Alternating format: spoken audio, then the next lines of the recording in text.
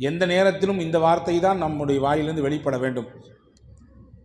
குறையாவே இருந்தாலுமே கூட, கஷ்டமே ஏதோ கொஞ்சம் இருந்தாலும் கூட, சிரமங்களும் நெருக்கடிகளும் நம்மளை சுற்றி இருந்தாலும் கூட, அல்ஹம்துலில்லாஹ் அப்படின்னு சொன்னோன்னா நிச்சயமாக அந்த வார்த்தையின் பரக்கத்தினாலே அல்லாஹ் நம்முடைய சிரமங்களையும் கஷ்டங்களுக்கும் தீர்வை தருவான். இந்த அல்ஹம்துலில்லாஹ்னு சொல்லும்பொழுது எனக்கு ஒரு கதை ஞாபகம் வருது. முல்லா நஸ்ருத்தீன் இருக்கிறார, வேடிக்கையான ஒரு விகடகவி. அவருக்கு ஒரு ஆசை, சந்தையில் போய் ஒரு வித்தியாசமான குதிரை வாங்கணும்னு ஆசை அவருக்கு. யாருமே ஊரில் வச்சுக்கக்கூடாது, அந்த மாதிரியான ஒரு குதிரை வாங்கணும். சுற்றி சுற்றி பார்த்தாரு, கிடைக்கல. கடைசியில் ஒரு குதிரை மாட்டுச்சு. எப்படி மாட்டுச்சு அப்படின்னா, அந்த குதிரையினுடைய ஓனர் சொன்னால், இந்த குதிரை வித்தியாசமான குதிரை. என்ன வித்தியாசமான குதிரை முதல்ல சொல்லு நீ அப்படின்னாரு. இல்லை, அல்ஹம்துலில்லாஹ்னு சொன்னால் வேகமாக ஓடும், சுப்ஹானல்லாஹ்னு சொன்னால் நிற்கும். அடேங்கப்பா, முல்லாவுக்கு ரொம்ப சந்தோஷம். ஒரு கல்ல ரெண்டு மாங்காய், தஸ்பீ சொன்ன மாதிரி ஆச்சு, குதிரையில் ஏறி உட்காந்து பயணித்த மாதிரி ஆச்சு. ரொம்ப சந்தோஷம் அப்படின்னு சொல்லி அந்த குதிரையை காசு கொடுத்து வாங்கிட்டு போகிற வழியிலே சொல்லிக்கிட்டே போனார், என் குதிரைக்கு தஸ்பீஹ்லாம் தெரியுமாக்கும், நான் சொன்னதெல்லாம் கேட்குமாக்கும் அப்படின்னு சொல்லிக்கிட்டே போனார். ஒரு குறிப்பிட்ட எல்லை வரை போனார். அதுக்கு மேலே அவரால் நடக்க முடியாது, ஏறி தான் உட்காரணும். ஏறி உட்கார்ந்தார் பாருங்க, அந்த விரிப்பு நல்ல அழகான பஞ்சு மெத்த மாதிரி இருந்துச்சு. ஏறி உட்கார்ந்த உடனே யதார்த்தமாக அவருக்கு வாயில் அல்ஹம்துலில்லாஹ்னு சத்தம் போட்டார். எடுத்துச்சு ஓட்டம். ஓட்டம்னா ஓட்டம், அப்படி ஒரு ஓட்டம். அவருக்கு சந்தோஷமாக தான் இருந்துச்சு ஆரம்பத்தில். ஆனால் வேகம் கூட கூட கூட வயிறுலாம் கலங்குது. கலங்கின வயிற்றுல எதை சொன்னால் நிற்குன்றதை மறந்துட்டான் மனுஷன். இப்போ எதையாவது ஒன்று கிடக்க ஒன்று சொல்லி இன்னும் கொஞ்சம் வேகமாக ஒரு ஸ்பீடு எடுத்துச்சுன்னா என்ன பண்ணுறது? இது போய்கிட்டே ஒரு குறிப்பிட்ட எல்லை போச்சு. ஒரு பெரிய பாலும் குழி, பெரிய ஒரு குழி. அந்த குழியை பார்க்குறாரு. இன்னைக்கு போச்சு கதை, எதையோ ஒன்று வாங்க வந்து நம்ம உயிரை விட போகிறோம் அப்படின்னு நினச்சிக்கிட்டே அங்கே பார்த்துக்கிட்டே போகிறாரு. ஒரு குறிப்பாக எம்புடு பெருசு இருக்கு குழின்னு சொல்லி எட்டி ஒரு பார்வை பார்த்தாரு பாருங்க. அது பெரிய குழி. சுப்ஹானல்லாஹ்னாரு அந்த குழியை பார்த்துட்டு. ஏதாவது ஆச்சரியமான விஷயத்தை பார்த்தா சொல்லுவோம்ல, சுப்ஹானல்லாஹ்னு சத்தம் போட்டார். டக்குன்னு சட்டன் பிரேக் போட்டுச்சு குதிரை. அப்போ புரிஞ்சுக்கிட்டாரு, ஓ சுப்ஹானல்லாஹ் சொன்னால் தான் நிற்கும் போல தெரியுது, நம்ம வேகத்தில் இதை மறந்துட்டோம். எல்லா விதத்தும் அல்லாஹ் தான் பாதுகாப்பானவன். இந்த குழியிலிருந்து நம்மளை அல்லாஹ் தான் பாதுகாத்தான். யா அல்லாஹ் உனக்கே எல்லா புகழும், அல்ஹம்துலில்லாஹ். மறுபடியும் என்ன ஆயிருக்கும் கதை? கந்தலாயிருக்கும் இல்லையா? அன்பான சகோதரர்களே, வாழ்நாள் முழுக்க நமக்கு சிரமமோ நெருக்கடியோ கஷ்டமோ அல்ஹம்துலில்லாஹ் சொல்லி பழக வேண்டும். அதுக்கு கேட்காதீங்க முல்லா மாதிரியே அல்ஹம்துலில்லாஹ் சொல்லணும் அப்படின்னு கேட்காதீங்க. அன்பு சகோதரர்களே, இன்றைக்கு ஓதிய வசனத்திலே ஒரு செய்தி. சூரா யூனுஸ் என்கின்ற அத்தியாயம் ஓதப்பட்டது. அந்த யூனுஸ் அத்தியாயத்திலே அல்லாஹ் தஆலா சொர்க்கத்திலே சொர்க்கவாதிகள் என்ன வார்த்தைகளை பயன்படுத்துவாங்க, என்ன வேர்ட்ஸ் அதிகமாக யூஸ் பண்ணுவாங்க அல்லாஹ் சொல்கிறான். இன்னைக்கு உலகத்தில் நமக்கு வாழணும்னா மூச்சு தேவை. உள்ளே இழுக்கிறோம், வெளியே விடுறோம். இதில் ஏதாவது ஒன்று தடைப்பட்டு போனாலும் வாழ்க்கை முடிஞ்சு போச்சு. அப்படிதான் சொர்க்கவாதிகளின் மூச்சு என்ன அப்படின்னா, அல்லாஹ் சொல்கிறான் தஸ்பீஹும் தஹ்மீதும். உள்ள இழுக்கும்போது சுப்ஹானல்லாஹ் சொல்லுவாங்க, வெளியே இழுக்கும்போது அல்ஹம்துலில்லாஹ் சொல்லுவாங்க. தஅவாஹும் ஃபீஹா சுப்ஹானக்கல்லாஹும்ம வ தஹிய்யத்துஹும் ஃபீஹா ஸலாம். சொர்க்கத்திலே சொர்க்கவாதிகள் அவர்களுடைய தஸ்பீஹ் என்னவாக இருக்கும்? சுப்ஹானல்லாஹ்வாக இருக்கும். அவங்க சந்திச்சு கொண்டா என்ன சொல்லுவாங்க? அஸ்ஸலாமு அலைக்கும் என்று பரிமாறிக்கொள்வார்கள். அவங்களுடைய வார்த்தையில் பெரும்பாலும் அவங்க பயன்படுத்துறது அல்ஹம்துலில்லாஹ். துவக்கம் சுப்ஹானல்லாஹ், இடையில் சலாம், முடிவிலே அல்ஹம்துலில்லாஹ். இதை தான் அவர்கள் அதிகப்படியாக பயன்படுத்துவார்கள் என்று அல் குர்ஆன் ஷரீஃப் நமக்கு தெளிவுபடுத்துகிறது. அன்புக்குரிய சகோதரர்களே, நல்ல உணவை நான் சாப்பிட்றோமா இல்லையா? எத்தனையோ நபர்கள் உலகத்திலே எச்சில் இலையில் கிடைக்கக்கூடிய உணவு தான் அவர்களின் வயிற்று பசியை ஆற்றுகிற உணவு. உலகத்திலே பசியோடி ஒரு புறம் பார்த்தால் அதிகப்படியான டன் கணக்கிலே உணவு விரயமாகிறது. அதே மறுபுறம் பார்த்தால் ஒரு வேளை சாப்பாட்டுக்கு கூட உணவில்லாமல் பசியோடு இரவை கழிக்கக்கூடியவர்களுடைய பட்டியல் லட்சக்கணக்கில் கூடி இருக்கிறது. இப்போ நல்ல சாப்பாடு எல்லாம் தர்றான், அதே மாதிரி நல்ல தண்ணியை குடிக்கிறோம், நமக்கு நினைக்கிற மாதிரி தண்ணி நமக்கு கிடைக்குது. அதே மாதிரி நம்முடைய உடல் உறுப்புகள்லாம் சலாமத்தாக இருக்குது. ஏதாவது அவயங்கள் துண்டாக இருக்கிறதா அல்லது இழப்பு ஏற்பட்டிருக்குதா? இல்லை, அல்ஹம்துலில்லாஹ் ஓரளவுக்கு உடல் உறுப்புகள் சலாமத்தாக இருக்குது. அதே மாதிரி நமக்கு அல்லாஹ் பெற்றோரை தந்திருக்கான். இவங்க தான் பெற்றோர், இவர் தான் அப்பா, இவர் தான் அம்மான்னு நமக்கு தெரியுது. உலகத்தில் எத்தனையோ பேர் தன்னை பெற்றவங்க யாருன்னே தெரியாது, அவங்களுக்கு தான் பிறந்த ஊர் என்னன்னு தெரியாது. நாடு என்னன்னு தெரியாது. அப்படியே நாடோடிகளாக வாழ்பவர்கள் உலகத்திலே உண்டு. அதே மாதிரி அல்லாஹ் தஆலா நமக்கு சந்ததிகளை தந்திருக்கிறான், பிள்ளைகளை தந்திருக்கிறான். எத்தனையோ பேர் பிள்ளை வேண்டும் என்ற ஏக்கத்தில் இருப்பவர்கள் உண்டு.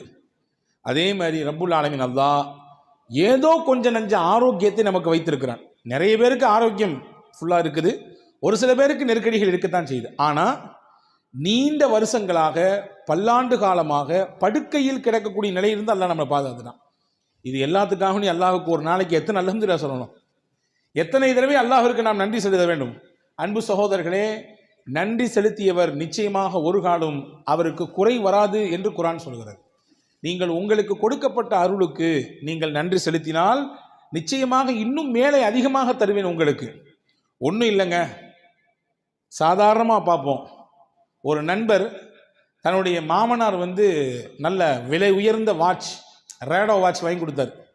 அதை போட்டு தன்னுடைய நண்பர்கிட்ட காட்டினார். இல்லையா, மாமனாருடைய அன்பளிப்பு எவ்வளோ தெரியுமா, 2.5 லட்சம் ஆகும் அப்படின்னாரு.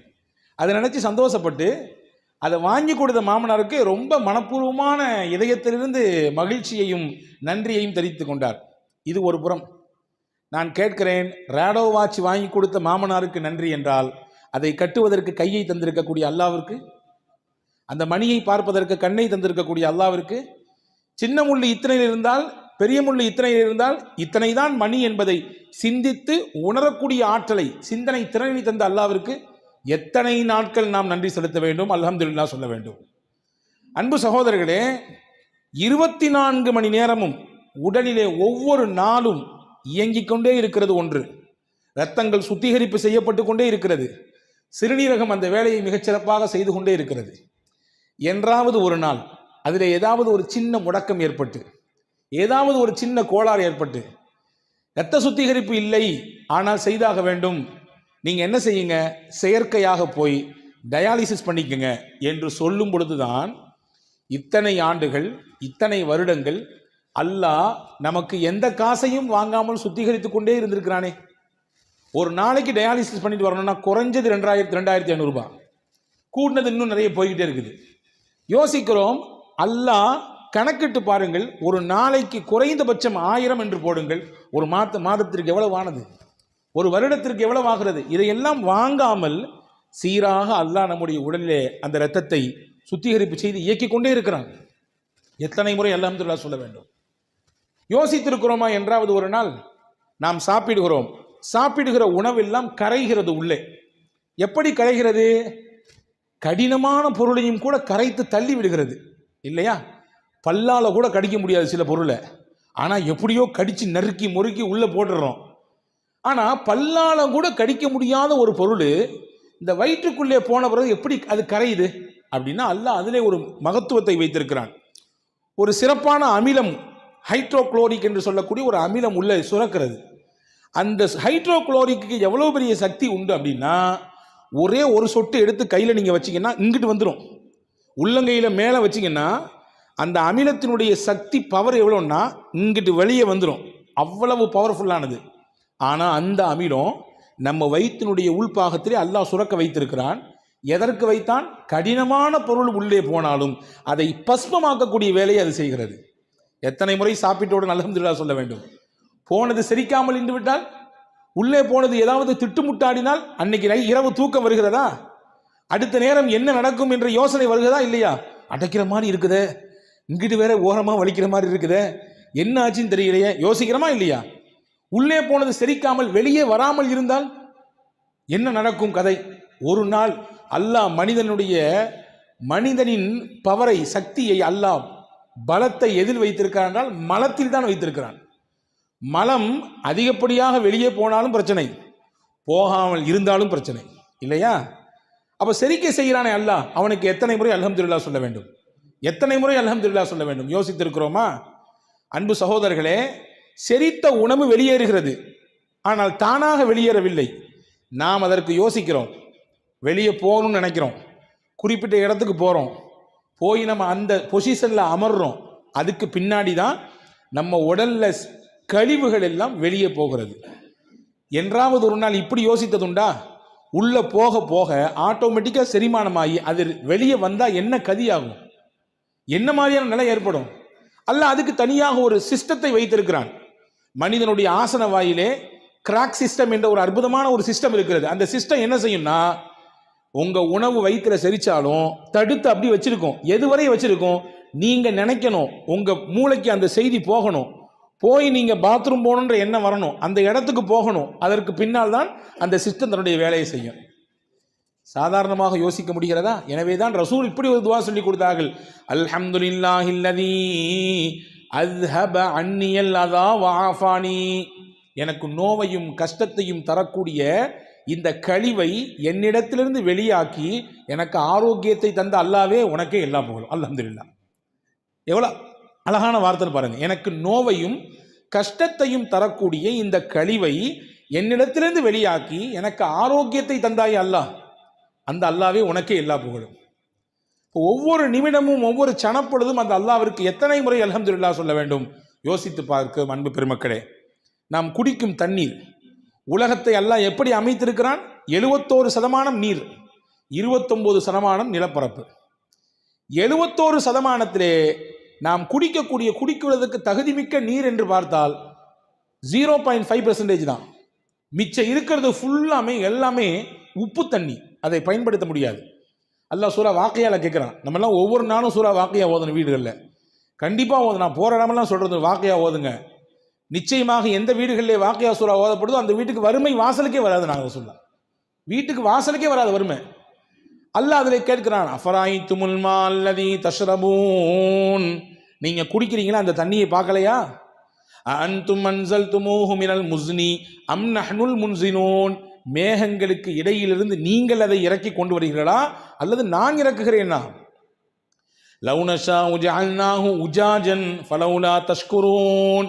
நாம் நினைத்தால் உங்கள் குடிக்கும் நீரையும் உப்பு நீராக மாற்ற முடியும். நீங்கள் குடிக்கும் நீரையும் உப்பு நீராக மாற்ற முடியும். எனவே நல்ல ஸ்வீட் வாட்டர் தர்றது அல்லாஹ் தானே.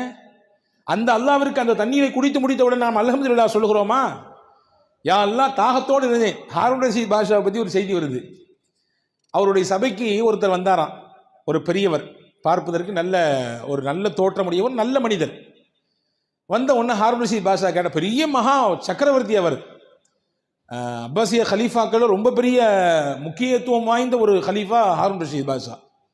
இப்போ அவர் சொன்னாரம்மா, நீங்கள் ஏதாவது எனக்கு உபதேசம் செய்யணும், நீங்கள் ஏதாவது நல்ல விஷயம் சொல்லுங்கள், நான் கேட்கணும், எனக்கு ஆசையாக இருக்குது அப்படின்னு சொன்ன உடனே அவர் கேட்டாராம், நாளைக்கு மறுமையில் உனக்கு ரொம்ப கடுமையான தாகம் இருக்குது, ஆனால் தண்ணி எங்கேயுமே கிடைக்கல, ரொம்ப டிமாண்டாக இருக்குது தண்ணி, ஆனால் உனக்கு தாகம் தீரலை, உனக்கு தண்ணி வேணும், என்ன செய்வ நீ அப்படின்னு கேட்டாராம். உடனே அவர் சொன்னாராம், என் ஆட்சியில் பாதியை கொடுத்தாவது ஒரு டம்ளர் தண்ணி வாங்கி குடிச்சிருவேன், என் ஆட்சியை பாதியை கொடுத்தாவது நான் தண்ணியை வாங்கி குடிச்சிருவேன் ஒரு டம்ளர். சரி, ரொம்ப சந்தோஷம். அடுத்து கேட்டாராம், குடித்த தண்ணி வெளியாகலை, உள்ள குடிச்சல அந்த தண்ணி சிறுநீர் வழியாக வெளியே போகணுமா கூடாதா? உள்ள தேவையான மினரல்ஸ் எல்லாம் உடம்புக்கு போயிட்டு எதுவெல்லாம் உடம்பிலே கெட்டதாக இருக்கிறதோ கழிவாக இருக்கிறதோ அதுவெல்லாம் சிறுநீர் வழியாக வெளியேறணும். வெளியேற மாட்டேங்குது, பெரிய கஷ்டமா இருக்கு, அதுல என்ன செய்வேன்னு கேட்டாராம். எப்படியாவது மருத்துவர்கள் வச்சு முயற்சிப்பேன், கிடைக்கல, என்ன செய்வேன்? என் ஆட்சியில பாதியை கொடுத்தாவது நான் என்னுடைய உள்ள போன தண்ணியை வெளியேற்றுறதுக்கு என்ன வழி உண்டோ அதற்கான ஏற்பாடு உண்டோ செய்வேன். உடனே அந்த பெரியவர் சொன்னாராம், பார்த்துக்கப்பா, உன் மொத்த ஆட்சியும் ஒரு டம்ளர் தண்ணி இருக்கு, முடிஞ்சு போச்சு. உன் மொத்த ஆட்சி எதுக்கு தான் சமம்? ஒரு டம்ளர் தண்ணீருக்கு தான் சமம். அல்லாவை பயந்து அல்லாவுக்கு நன்றியோடு வாழ்ந்து கொள். எல்லாம் இருக்கு, என்கிட்ட கார் இருக்குது, நல்லா படிச்சிருக்கேன், நிறைய பேங்க் பேலன்ஸ் இருக்குது, அல்ஹம்துலில்லாஹ் போதுமான அளவுக்கு சொத்து இருக்குது, என்ன வேணாலும் பார்த்து அப்படின்ற மனப்பால் குடிச்சிட வேண்டாம். எல்லாமே ஒரு டம்ளர் தண்ணியில் தான் இருக்குது. எல்லாத்துக்குமே பாடம் இது, எல்லாத்துக்கும், எனக்கும் பாடம் உங்களுக்கும் பாடம். ஒரு டம்ளர் தண்ணி தான், உள்ள போகலனாலும் பிரச்சனை, போன தண்ணி வெளியே வரலனாலும் பிரச்சனை.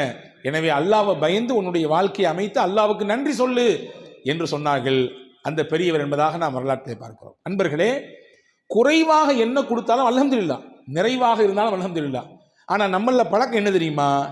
எது நமக்கு கம்மியாக கிடைச்சதோ அல்லது எது கிடைக்கலையோ அதை நினைச்சு அங்கலாய்ந்து கொண்டே இருப்போம். ஏதாவது ஒரு சின்ன பிரச்சனைனாலும் அதை பற்றி புலம்பி தள்ளுவோம். எப்படிங்க இருக்கிறீங்கன்னு யார்ட்டையாவது கேளுங்களேன். இங்கே அல்ஹம்துலில்லாஹ் நீங்கள் சிறப்பாக சொன்னீங்க, வெளியே கேட்டு பாருங்க, எங்க ஜரத், முதுகு வலி, மூட்டு வலி, அங்க வலி, இங்க வலி, கடையில பிரச்சனை, வீட்டில் பிரச்சனை என்று நமக்கு எதுவெல்லாம் குறையோ அதை மட்டுமே வெளிப்படுத்துவோம். நிறையின் பக்கத்தை பார்க்கவே மாட்டோம்.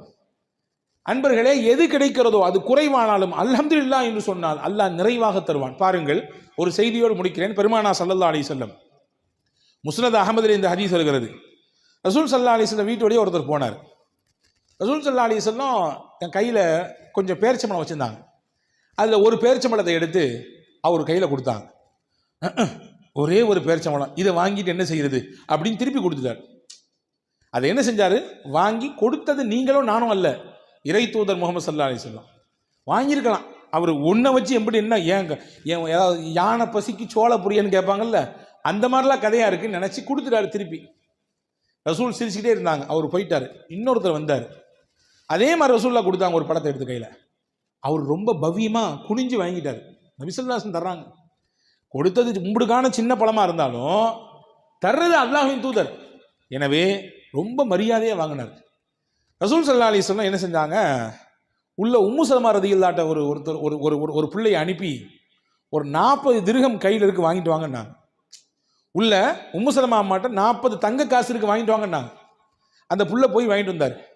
ரசூல் ஸல்லல்லாஹு அலைஹி வஸல்லம் அந்த ஒரு பேரிச்சம்பழத்தை ரொம்ப அருமையாக வாங்கி அல்ஹம்துலில்லாஹ் சொன்னார்ல, அவர் கொடுத்தாங்க. நீ அல்ஹம்துலில்லாஹ் சொன்னதுனால அல்லாஹ் உனக்கு கொடுத்த கிஃப்ட் இதுன்னாங்க. கிடைச்சது கொஞ்சம் தான் நினைச்சு நீ அங்கலாயவில்லை, நீ வருத்தப்படல, நீ அதை நினைச்சு புலம்பல, இதை வச்சு என்னத்தை பண்றது அப்படின்னு நினைக்கல. ரசூல் கொடுத்துருக்காங்க அல்ஹம்துலில்லாஹ் என்று சொல்லி வாங்கிட்டல்ல, அல்லாஹ் உனக்கு 40 திருப்பி தர்றான். நீ சொன்னதுக்காக வேண்டி அல்லாஹ் கொடுக்குற 40 அப்படின்னு சொல்லி ஒரு ஹதீஸ் சொன்னாங்க. மா நஅமல்லாஹு அலா அப்தின் நிஅமா ஃபகால அல்ஹம்துலில்லாஹ் இல்லா கானமா உஅதிய கஸீரம் மிம்மா உகித. அல்லாஹ் எந்த ஒரு அடியானுக்கு தன் புறத்திலிருந்து ஒரு அருளை கொடுக்கிறானோ அதை வாங்கி கொண்டு அவர் அல்ஹம்துலில்லாஹ் என்று சொன்னால் கொடுத்ததை விட அல்லாஹ் அதிகமாக கொடுப்பான். என்ன கிடைத்ததோ அதை விட அல்லாஹ் அதிகமாக கொடுப்பான். இதுதான் பழக்கம். இந்த உயர்ந்த பண்பு முஸ்லிம்களிடத்தில் இருக்க வேண்டும் என்று குர்ஆன் விரும்புகிறது. எனவே சொர்க்கத்தினுடைய சொர்க்கவாதிகளின் பேச்சாகும் மூச்சாகும் அல்ஹம்துலில்லாஹ் இருக்குது. நீங்களும் உங்களுடைய வாழ்க்கையில உங்க அல்ஹம்துலில்லாஹ்வை நீங்க பேச்சாகும் மூச்சாகும் அமைத்து கொண்டால் உங்களுக்கும் அந்த உயர்ந்த சொர்க்கத்தை போய் சென்றடைய முடியும் என்கின்ற அழகிய விஷயத்தை அல் குர்ஆனிலே சூரா யூனுஸ் என்கின்ற அத்தியாயத்தின் இந்த வசனத்தின் வழியாக நமக்கு அல்லாஹ் எடுத்து எம்புகிறான். இன்ஷா அல்லாஹ் சொல்லலாமா எல்லாரும்? அல்ஹம்துலில்லாஹ். அல்லாஹு தாலா தௌஃபீக் செய்வானாக. முழுமையாக அவனை விளங்கி நல்லமல் செய்யக்கூடிய வாய்ப்பை அல்லாஹ் நசீபாக்குவானாக.